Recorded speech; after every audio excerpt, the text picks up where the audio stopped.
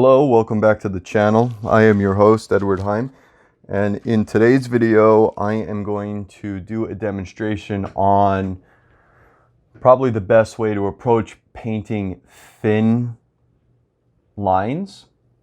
In other words, trying to take a small paintbrush and carefully draw a straight line in a painting is very, very difficult. It's very annoying.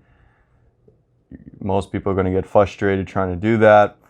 There's no reason to kill yourself, working on such a small component of a painting. But if you do need to get a straight line, there's definitely an easy technique for doing that. So that's what this video is going to show you. So let me just grab a paintbrush here.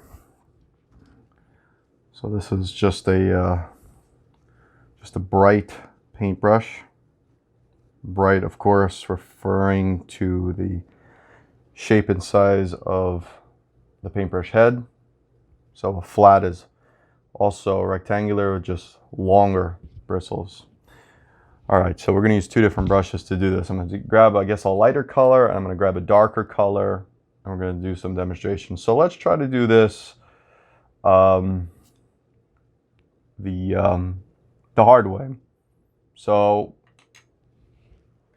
and I've done this many times where it's like, okay, let's go paint a thin line. So we grab a smaller detail paintbrush, and then we're gonna go use this to go paint that straight line. So I'm just mixing a little ultramarine blue and some medium, Gamblin's Neo McGilt in this case. That doesn't really matter, I just want a dark color to contrast. So how are you going to do it? You're going to end up holding the paintbrush like a pencil. You're going to try to get really close to your work surface, and then you're going to try to draw a line. And I'm going to do the best job I can. I'm not going to embellish. Let me do a couple lines side by side. Get a little more medium. Now I'm trying to make the paint thinner so it flows better. And this is a really good paintbrush as far as detail paintbrushes goes. So that's this. So let's put this down. Let me show you. So that's me doing the best I can, trying to make straight lines. Yeah, they're lines, but I mean, they're not perfect. Another thing a lot of painters do, something I do, you grab a script liner brush like this, and you try to do the same thing. I'm going to need even more medium to thin this paint out even more, because here the thinner paint should flow better. So let's go over here.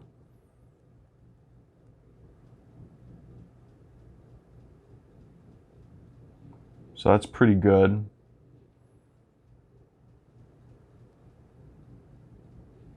It didn't flow as good.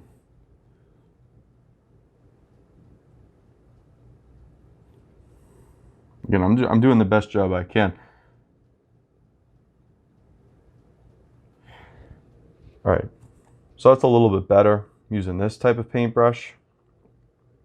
But mind you, my hand is flat down on this surface, like I'm writing with a pen. When I'm painting, this is going to be straight up vertical, and chances are I'm going to have wet paint, and I won't be able to, lock my hand down or brace my hand like you're doing pinstriping and, lettering, enamel type of thing. So this is an unrealistic application. So let's do what actually works. All right, so I'm going to grab this paintbrush, meaning like you're painting on a large panel, and you have an edge you need to get. So let's just take this. I don't care if it's got orange in it. Anything will make this maybe a little bit darker for contrast. Okay, so what normally happens, so you're gonna paint. You're gonna have some surface there. Paints down.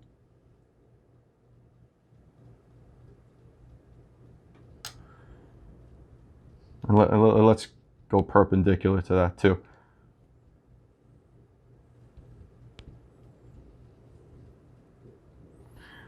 Okay. So let's say there's something like this going on. You're painting. And you're going to come in with a different color.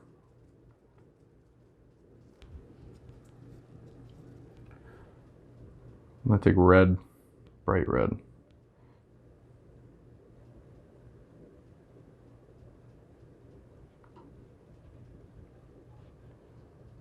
Just mix this up, get the paint consistency right.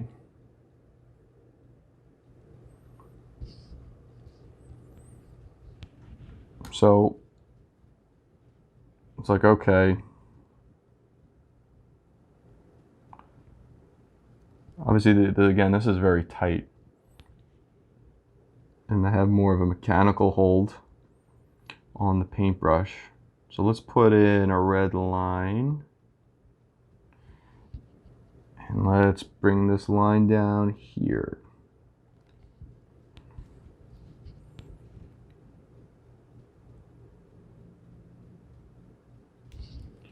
Okay, so you have this paint there, and you want to bring this dark back up.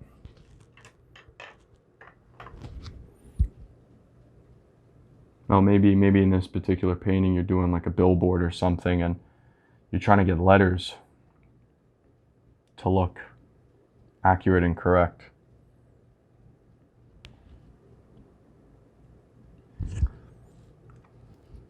Okay, so this red is fat, but maybe you don't want it that fat.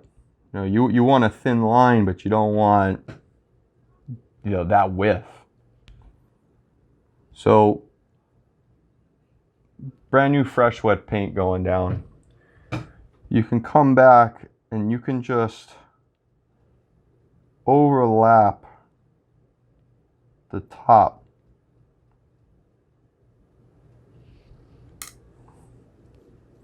In other words, in this technique, you're pushing the paint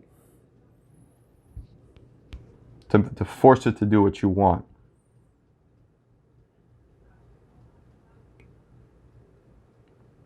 So a little bit of a blending going on, that's fine. I mean, this is as hard as it's going to be. Obviously, if this paint were touch dry, then this is even easier still.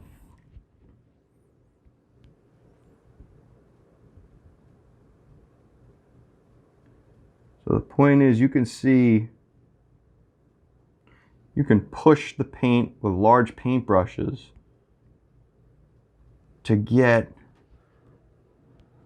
you know, razor thin lines. And good luck trying to do that with a paintbrush. It's not going to happen. And if it did, it would take you a lot of time, a lot of effort, a lot of frustration. So here, look. So let's say I want to extend that. Again, the paint is blending, that's fine.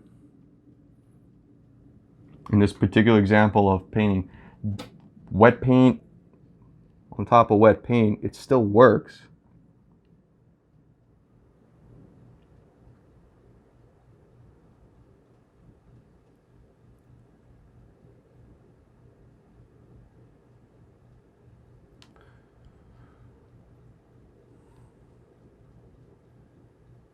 All right, so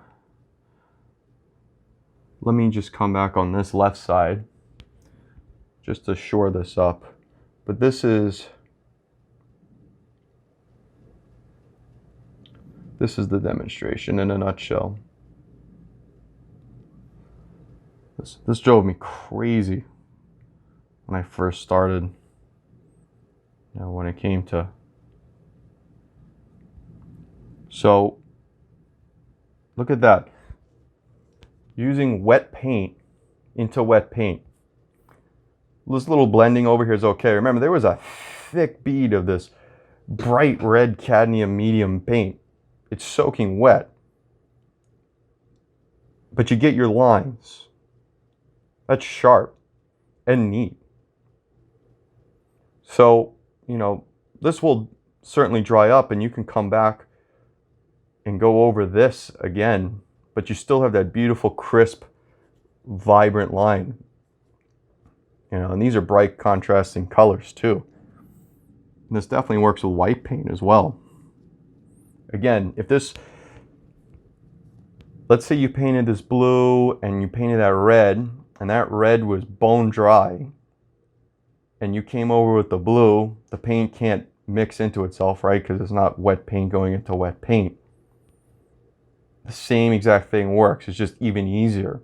You get your sharp lines. You do whatever you want. In this case, you know, you're leveraging the edge of a good paintbrush is much easier to control, excuse me, than coming in with a small round. You know, no matter how steady you are, that's going to be very difficult to keep straight and true. And even with a script liner brush, maybe it's a little bit easier, but it's still not perfect. I mean, try it for yourself. Do a little scrap thing like this. You'll see what I mean. It's a great technique. It's a great trick to know. I use it all the time in my painting. So yeah, there you go. It's a nice example. This definitely gets the point across. If this helped you, I ask that you please subscribe, like, and share. It helps out the channel, and I do appreciate it. Thank you.